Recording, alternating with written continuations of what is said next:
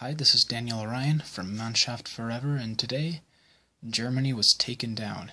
They finished fourth in their group of the World Cup after losing to South Korea, having previously lost to Mexico, and barely pulling off the win against Sweden was not quite enough to get them out of the group stage. Well, there's a lot to talk about here, mostly because it's hard for me to find something to point to that explains just why Germany performed so poorly. If you go back, if you watch the games against Mexico, against Sweden, and against South Korea, maybe less so the Mexico game, but definitely the other two, Germany played like Germany. They completely dominated the game. They completed hundreds of passes while their opponents had passes in the single digits still of the game. They created so many opportunities. They were pushing high, constantly had pressure on. They were constantly creating chances, and just nothing was happening for them. They scored 2 goals in 3 games in the group stage, and they finished 4th. Group F was called a group of death by some, mostly because the slot for first place was given to Germany because they were the favorites. In fact, many had Germany as the favorite team to win the World Cup. So that was quite a shock, I have to say. If you ask me if I expected them to lose to South Korea,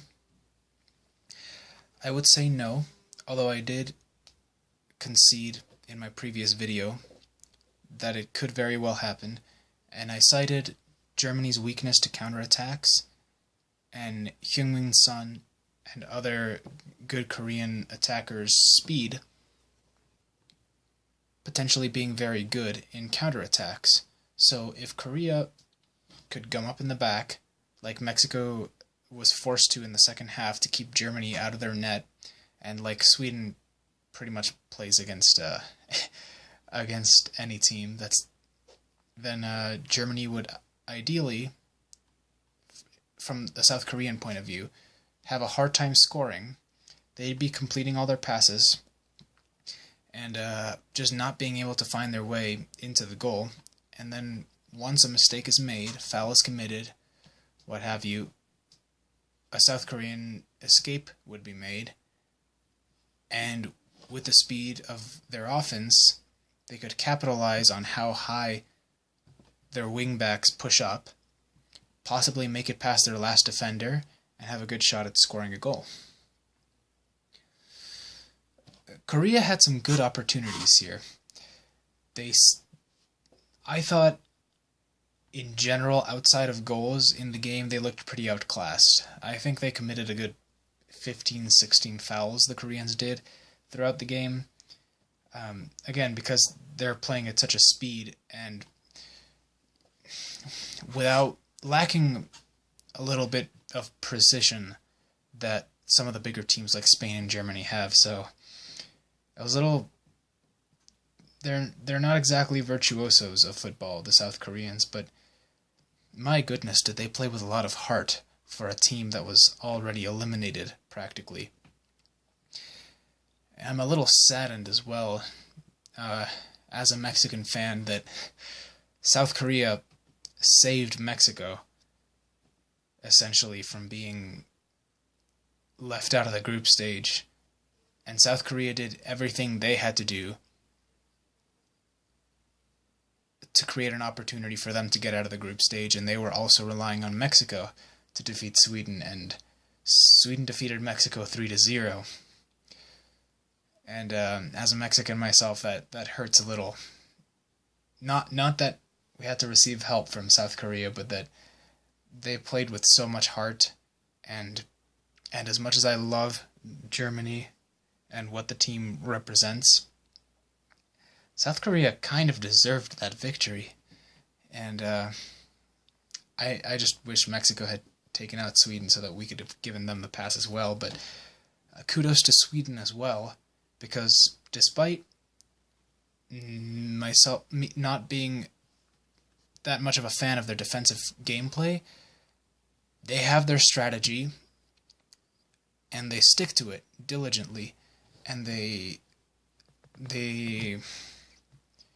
don't make errors, and they stick to their game plan, and it's worked out for them constantly. They weren't really responsible for eliminating Germany like they were responsible for eliminating the Netherlands and Italy. So we can't exactly add Germany to their count of football giants knocked out. But Sweden is a team that could go far, and now that they have the first place, they've avoided Brazil, which is kind of a shame, because I feel, a part of me feels that Sweden has a better chance of beating Brazil than Mexico. And of course, as a Mexican and a Mexican fan, I would like to see them progress. But it is what it is. Germany was one of the teams that I considered a favorite to get to the finals, at least. The team that I consider the favorite to win it is Brazil. They've looked shaky at times, but what big team hasn't looked shaky in this World Cup? It's turned out to be pretty nuts. Now, a lot of German fans are going to be pretty upset. This is kind of shocking for people who have been fans of Germany for this long. They've kind of been spoiled with the consistency of Germany's good results, and this is kind of a huge blow. And a lot of people, even the people that aren't actually fans of Germany, they're trying to bring themselves to understand what happened, and they're trying to find something to criticize, and I think that's pretty difficult. I don't know, Joachim Löw, the only thing he could have done better is possibly change the strategy of the overall play, as in, they play a lot of possession football, always with a 4-2-3-1 formation. I don't know, it's just what Germany does. It sounds weird saying that maybe one of the things he could have done was change it, because honestly, they were under a lot of pressure. I think he started the ideal 11 against Mexico, maybe with the exception of Marco Reus not being there. I think I would have put Marco Reus in the starting 11, not sure for who. At first I thought it was for Draxler, although Müller and Ozil were kind of absent throughout the games. I mean, Müller typically is if he's not scoring goals. That's his specialty of Müller. He's in the right place at the right time, and he can find angles that other people can't, and he's a goal scorer. But, okay, I feel like everyone underperformed for Germany, and I just don't know. Joachim Löw, he tried different things. He tried putting Reus in. He tried, in this last game, adding Goretzka. He tried Gundogan. He took out Khedira. He put in Rudy. He put Khedira back in. He took out Ozil. He put Ozil back in. He swapped Werner to the wing. He put in Gomez. Put in Brandt and the left wing. All four of the defensive central defenders had a chance to play in this World Cup. It's mind-boggling, isn't it? With all the talent that Germany has, and not one of those players could make a difference, but wow.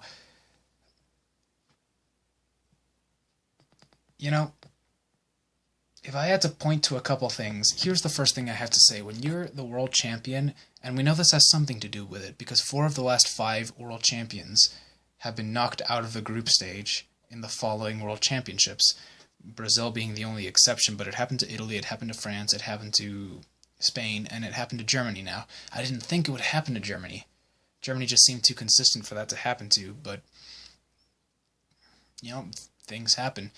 And part of what might have led to this consistency that we're seeing of the world champions being knocked out is that mentality of when you go up against the world champion as a team, your players are thinking, we have to go out there and prove ourselves. We can do it. We have to stick to this plan. If something's not working, they're constantly trying to find a way to get there. I don't know if I'm expressing it correctly, but as on the other side, as the world champion, you don't have the pressure of, okay, we have to beat the South Korean team, you know? We have to prove ourselves against the South Korean team. We have to prove ourselves against the Swedish team. Like, coming from the world champion, that's just not the mentality you're going to have. In fact, once the game starts going long and you're 0-0 at halftime, the thoughts that do come into your head are probably thoughts of frustration of, what's going on? I don't understand. We should be dominating this game. We are dominating this game, but we're tied 0-0, and this doesn't look good for our future. We're already a match down. We're at three points. We're at risk of being eliminated, and with frustration comes a lot of bad plays, I suppose. Although, I don't know, Germany's only mistake seems to be they were constantly punished for pushing up too high with the counterattacks. That's really all I can point to. Some of their players, like Gundogan and Ozil, are just incapable of going for goal themselves. The only thing they're there for is connecting back to the players they receive passes from, or finding another passing angle.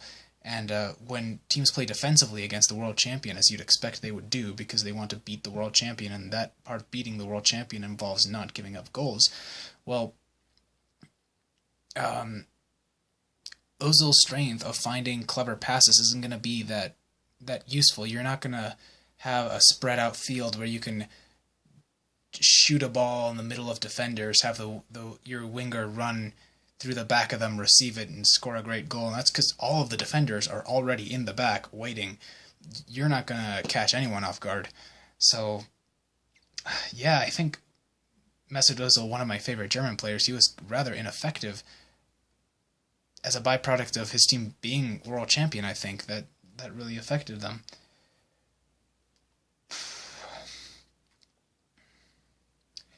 At the end of the day, look, it doesn't matter if it's my favorite team or not. It's my belief that if you deserve to go through, you should. And, you know how I said South Korea had played with a lot of heart? I didn't see the same heart in Germany, not to the same extent. I know those players poured their hearts out. They were looking great. They were doing everything they always do, but it wasn't in the cards, right? So, on the bright side, I think Germany is one of the best losers, if you will, in the world. Back in 2000, I believe, they took fourth in their group at the UEFA Euro Championships, and after that point, they reformed their entire system over at Germany. They've produced tons and tons of talented players since, and they went on to 2 semifinals in the World Cup, and then to a finals in 2014 that they did win, and they took back the trophy. Well, they took the trophy for the 4th time, and made history. You know, they were the world champions, and a lot of those players were still here, which is why it hurts to see them fall from grace like that. But I think they'll bounce back, and that's part of the beauty of Germany. As for now, I'm of course hoping Mexico does well. I'd like to see how far Belgium can go. I'm not too much of an Argentina fan, although I wouldn't be too mad if they won the World Cup just because Lionel Messi's missing it, you know? I think Spain plays pretty good football as well.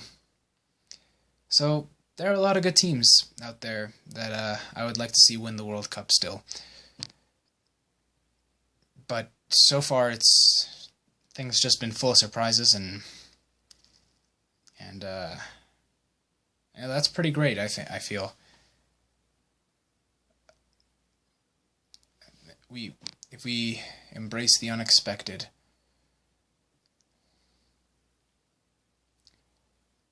My advice would just be to, I guess, find another team to support, to say, yeah, like, my favorite team got knocked out. We'll have to wait for them to bounce back in 2 to 4 years, but as for now, this team's doing really well, better than expected. Man, Japan, I love those guys. I thought they were definitely gonna get fourth in their group. I thought that group was kind of a group of death, but Japan wasn't gonna go through. Well, they're proving me wrong right now. So, yikes, yeah. You never know with these things, right? I'll be back with some more news as soon as I hear how the Mannschaft is going to handle this loss after everyone's shock kind of settles back down, and we'll see what direction they choose to take this in. Thanks for listening, guys.